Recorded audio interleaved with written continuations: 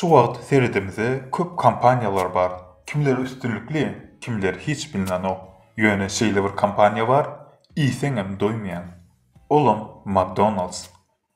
Başta bu kampanya garşy giden köp boldy. Şu sebäpden Amerikada semizlik döredi. Garşy gidilse de McDonald's ýene-de ýoluna dowam etdi. McDonald's hakynda gysgaça aýtsak, bu biznes 1940-njy ýylda iki doğun Dick we Donald tarapyndan birinji kafesi Kaliforniyada açyldy.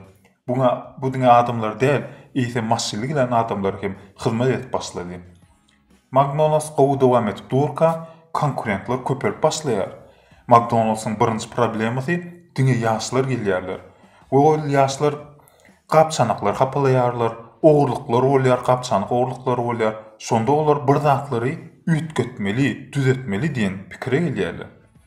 Şol pikir bilen sereseler esasy girdijiler Gamburgdan gelýär. Şonda olar diňe Gamburg etip başlaýarlar. 1948-nji ýylda restorany 2 aýlap ýapýarlar. Soňra olar sistemalaryny üýtgedip çalt hylmata başlaýarlar. Meselem, sen restorana barýan, birinciden asaňa güler ýüz, soňra 5 minutyň içinde hyzmat etýärler. Gapçanam hapylanmasyn diýip kagazdan gaplama etýärler. Eger restoran açsaňyz, ýan gaýdalama ünsüreň. Indi geleýin McDonald's nädip össi? Ray Kroc'un. Ray Kroc'un durmuşy ören gyzykly. Ol kiçiliginde mektebi taşlaýar. Birinji jahyn uruşuna gitmejek bolup, öz ýaş hakyny ağlaýar.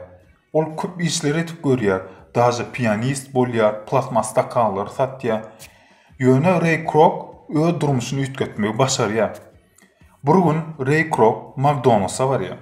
Menüni açy, görse Gamburg bar. Taşda urany seretdi adamlar doly. Şonda ol öýçe pikirlenýär we men nädip şu derece hasam ýokurlandyryp bilerini pikirlenýär. Şonda ona bir pikir gelýär. Ol dogullaryň ýanyna gidip şu restorany gelin känil diýilen diýen pikir aýtdy. Dogullar hem razy bolýar. Şeýdip kampanya hasam ulap başlaýar. We olar dünýäde satylyp başlaýarlar. Ray Kroc McDonald's adyny satyn alýar. Ray Kroc daja McDonald's universitetini açýar. Universitetiň esasy maksady näde hamburgeri hasam tagamly etmeli diýen pikir bilen döredilýär.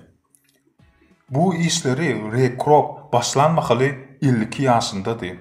We şu wagt şondan soňra ol milliarder bolýar. We ol ömrüniň bütün dowamyny ülýänçe McDonald's işini işleýär.